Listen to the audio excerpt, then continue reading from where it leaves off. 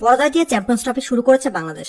আসলে নিজেদের প্রথম ম্যাচে ভারতের কাছে 6 উইকেটে হেরে সেমিফাইনালে দূরে অনেকটাই পিছিয়ে গেছে নাজমুল হোসেন শান্তর দল। তবে এখনো সম্ভাবনা একেবারে শেষ হয়ে যায়নি। সমীকরণ কঠিন হলেও কিছুটা আশা দেখতেই পারেন বাংলাদেশি সমর্থকরা।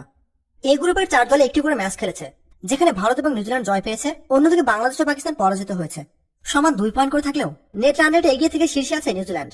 এর পরের অবস্থান ভারতের। বাংলাদেশ রয়েছে 3 নম্বর অবস্থানে, কারণ তাদের চেয়ে বাজেভাবে হেরেছিল পাকিস্তান। এখান থেকে বাংলাদেশকে সেমিফাইনালে যেতে হলে বাকি 2 ম্যাচে জিততে হবে।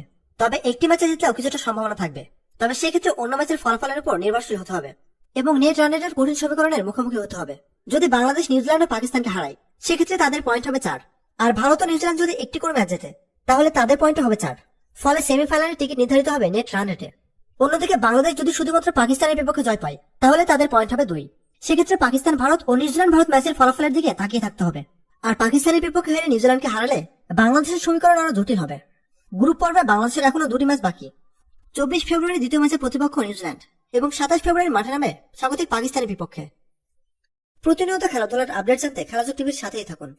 এতক্ষণ আমাদের সাথে থাকার জন্য আপনাকে জানাচ্ছি বিশেষ ধন্যবাদ।